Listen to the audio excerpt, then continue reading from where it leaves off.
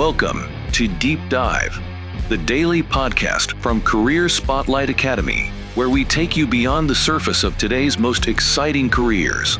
From STEM to entrepreneurship, we'll explore the ins and outs of industries shaping the future.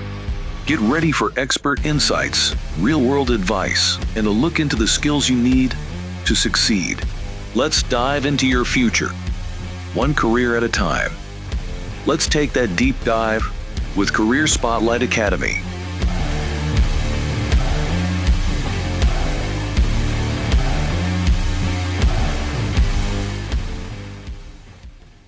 All right, so are you ready to dive into the future of work? Always. Especially with the sources you've got lined up for us today, this is going to be fascinating. What do we got? Okay, so we're looking at some seriously thought-provoking stuff. Excerpts from this Harvard Business Review article about the future of work. And Harvard Business Review, that's got to be, the gold standard for this kind of thing. What'd they have to say? well, they had some interesting things to say about how experts are thinking about the future of work. And then there's this outline for a podcast episode that gets into the nitty-gritty of actually navigating all the changes that are coming. Oh, a podcast episode about the future of work. Meta. Okay, I'm intrigued. Let's start with this HBR article. Did anything in particular jump out at you? You know how everyone's always making predictions about the future of work? This article actually takes a step back and looks at the people making those predictions, the predictors themselves. Interesting. So instead of just here's what's going to happen, they're digging into the why behind the predictions. Whose opinions are we listening to and why? Exactly. And what they found is that a lot of these predictions, they say more about the predictor than the future itself.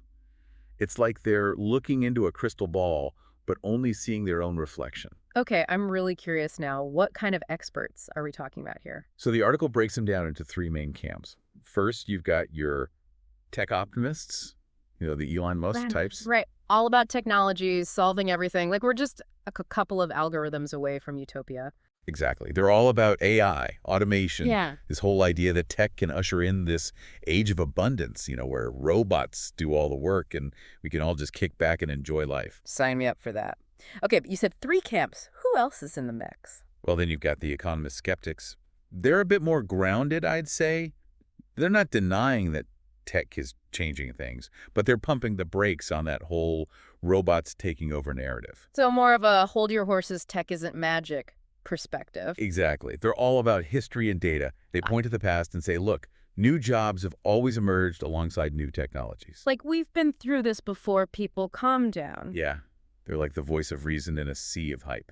Okay, tech optimists, economists, skeptics. Who's our third group? Now we've got the pessimist authors, journalists. These are the folks who aren't afraid to sound the alarm. They're the ones saying, this time it's different. Uh-oh. This time it's different. That never sounds good. What are they so worried about? They're looking at the speed and the scale of the tech changes that are happening now and saying it's like nothing we've ever seen before. They're really worried about mass unemployment, social unrest. That whole dystopian future scenario. So we've got our optimists, our cautious economists, and then the doom and gloom crew. Pretty much. And you know what I find really interesting is that the HBR article says that these wildly different viewpoints, they're not just random opinions. Oh, there's a pattern, they line up with each other somehow. Yeah. They argue that these viewpoints are actually shaped by each group's area of expertise. Oh, that makes total sense. It's like that saying, if all you have is a hammer, everything looks like a nail. Of course, the tech people see tech solutions everywhere they look, right? Exactly. Economists see economic cycles, writers and journalists, well, they tend to focus on the human impact of all of these big societal shifts. So it's not just about the future of work, it's about how our own backgrounds and biases shape how we see that future, even if we're experts. Fascinating. Okay, so we've got these three camps, each with their own take on what's to come. What's next? Well, what really struck me about the article is that it doesn't just leave us hanging with these big, abstract predictions. It actually puts timelines on these potential futures. Hold on, they put actual dates on these things. Now that's interesting. Usually this kind of futurology is all vibes and vague timelines, in the next few decades. But if they're willing to put actual dates on these predictions, well, that's a whole other level of commitment. And that's what makes it so relevant for our listeners, because whether you're just starting out in your career or you're a seasoned pro, understanding these different possible timelines can give you a serious advantage in figuring out how to prepare today for whatever tomorrow might bring. Okay, you've got me hooked. Let's talk timelines. What are these experts predicting, and when do they think it's all going to go down? Okay, so timelines. Lay it on me. When are we all getting those robot butlers? Uh-huh. Well, I hate to break it to you, but robot butlers might still be a ways off. But in the near future, and by that I mean like the next decade or so, Yeah. it's actually the tech optimists who are feeling pretty good about things. Really? So no robot uprisings anytime soon. What kind of good things are the optimists predicting? Think breakthroughs and stuff like personalized medicine, renewable energy, that sort of thing. Things that could really make a positive difference. Okay, yeah. Personalized medicine, renewable energy. Sign me up for that. Sounds pretty utopian to me, but I'm guessing it's not all smooth sailing. There've got to be some downsides too, or it wouldn't be a very interesting deep dive, would it? You're absolutely right. There are always trade-offs. And the HBR article, it really digs into those. It's like, okay, just because we can develop amazing new technologies, that doesn't automatically mean everyone's going to benefit equally, right? Right. The age-old question of access and equity makes you wonder who gets to enjoy the fruits of all this progress. Think about self-driving cars for a second. Oh, here we go. So, yeah, self-driving cars, they sound cool, right? Hmm. But what happens to all the truck drivers, the taxi drivers, everyone whose livelihood depends on driving? Exactly. And what about the people who build and maintain those vehicles? The whole transportation industry gets flipped on its head. So that's where those economist skeptics, they start to sound a little bit more persuasive, you know? Their whole slow and steady wins the race approach might give us more time to adjust, to figure out how to make all of this new tech actually work for everyone. It makes sense. Give us some breathing room to adapt. So instead of everyone panicking, maybe a more gradual shift is less disruptive in the long run, right? That's the idea. It's like, don't freak out just yet. But then we get to the long-term predictions, and that's where things get a little more intense. Even the economists, they get a little more hesitant. Okay, now you've got my attention. Long-term predictions. What's the outlook? Still rosy. Maybe not so much. Remember those pessimist authors, journalists? The ones who are worried about mass unemployment and social unrest. How could I forget? They were picturing a future straight out of those dystopian novels. Well, that's where they see things heading in the long term. Yeah. They're saying even if we only automate a fraction of the jobs out there, the impact on society, it's going to be significant. Because it's not just about the jobs themselves, right? It's about purpose, identity, the whole structure of society. Yeah. If work as we know it fundamentally changes, what does that do to us? It's a big question, and that's where that podcast outline you mentioned comes in. Because it moves us out of the theoretical, the what-ifs about the future, and brings it down to the practical. Yeah. What can you do right now to prepare for whatever's coming? Okay, so less doom scrolling, more action planning. I like it. I'm assuming this podcast had some thoughts on how we actually navigate all this change, right? Absolutely. Yeah. They zeroed in on one thing in particular, skills. Future-proof skills, the kind that are going to be valuable no matter what crazy changes are thrown our way.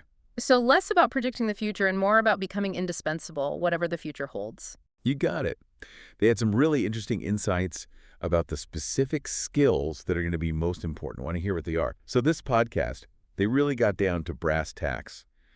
Future-proof skills. What are the things that no matter what happens, you're going to be in good shape? Yeah, like enough with the scary predictions already. Just tell me what I need to learn so I can stay employed, right? Exactly. And at the top of their list, well, it's probably not going to surprise you, tech skills. Yeah.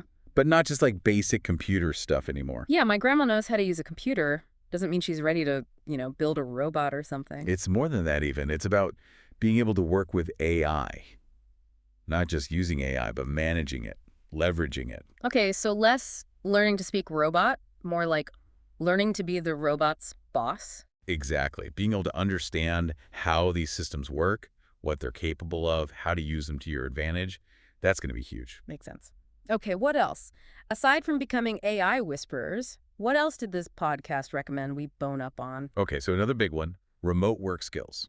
Oh, interesting. So not just like knowing how to use Zoom, but It's bigger than that. yeah. It's that whole mindset shift, being able to stay focused and motivated and productive when you're not in a traditional office environment. Right, because it's so easy to get distracted when you're at home or, let's be honest, at the beach. It takes real discipline. And it's a skill set that's only going to become more important as more and more companies embrace flexible work arrangements. Makes you wonder if they'll start offering like remote work skills training the same way they do with software and stuff, like how to resist the siren song of your laundry pile 101. I would take that class. And speaking of different ways of working, they also talked about the gig economy. Ah, yes, the gig economy, the land of opportunity and potential instability. Exactly. That's the double-edged sword, isn't it? Yes. Freedom, flexibility, but also, no safety net, no benefits, got to hustle constantly. Yeah, you're your own boss, which sounds amazing until you realize you're also your own HR department and IT and... And sometimes you're also the one who has to clean the bathroom. Exactly. So the gig economy,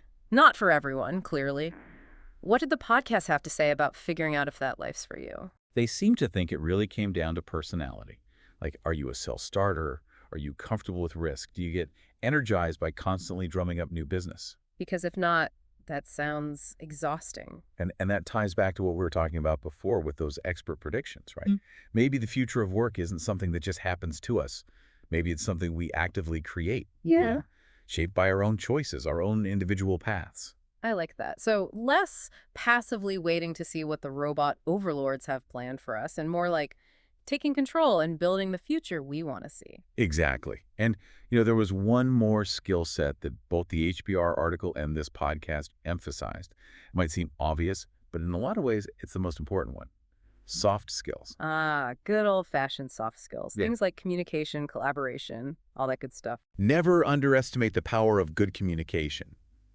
But yeah, those core soft skills, they're more important than ever because the one constant in all of this is change. Right. No matter how much tech we invent, at the end of the day, it's still humans working with other humans. And to do that effectively, you got to be able to learn new things, adapt quickly, think creatively. Solve problems, navigate conflict. Be a decent human being.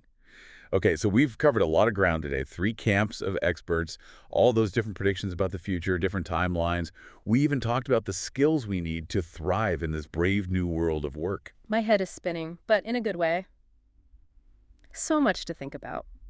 But if our listeners only take away 3 things from this whole conversation, what should they be? Okay, 3 key takeaways coming right up. Number 1, don't panic. We've seen those headlines, robots are coming for our jobs. But remember, predictions are just that. Predictions. No one knows for sure what's going to happen. Right. Don't buy into the hype, do your own research, think critically, and most importantly, don't let fear paralyze you from taking action. Exactly. Takeaway number 2, time for a skill audit. And I don't mean just dusting off your resume. Really think about your strengths, your weaknesses. What are you naturally good at? What are you passionate about? And once you've done that audit, be honest with yourself about where the gaps are. What do you need to work on? What skills do you need to acquire to achieve your goals? And then go out there and get those skills. Take a class. Find a mentor. Practice, practice, practice. Knowledge is power, my friends. And it's never too late to learn something new. All right, ready for takeaway number 3? Okay, here it is. Define your utopia. What does your ideal work life look like? And I don't just mean like a job where I get paid to eat pizza on the beach. Although, hey, if that's your dream, go for it. I'm sensing there's a but coming. But really think about it. What kind of problems do you want to solve? What impact do you want to have on the world? What kind of legacy do you want to leave behind? Because when you have a clear vision of your own personal utopia, suddenly all the other stuff, the predictions, the skills, it all starts to fall into place. It's like having a North Star. Yeah. It helps you stay oriented, make decisions that are aligned with your values, spot opportunities that other people might miss. It's not about just surviving the future of work. It's about thriving in it. And on that note, I think we've given our listeners a lot to chew on today, right? Yeah, we covered a lot of ground. But before we go, one final thought to leave you with. Both the HBR article and that podcast we talked about, they both mention that some of the jobs that are going to exist 10 years from now, we can't even imagine them today. Which is both exciting and a little terrifying. Right. So here's a question to ponder. If you could design your dream job, a job that doesn't even exist yet, what would it be? What kind of problems would you be solving? What would a day in the life of that job look like? And who knows, maybe by imagining those future jobs, we'll start to invent them. The future isn't something that just happens to us. We have the power to shape it. That is a perfect note to end on. Thanks for joining me for this deep dive into the future of work. Absolutely. This was a great conversation. Until next time, keep learning, keep growing, and keep shaping your own unique future.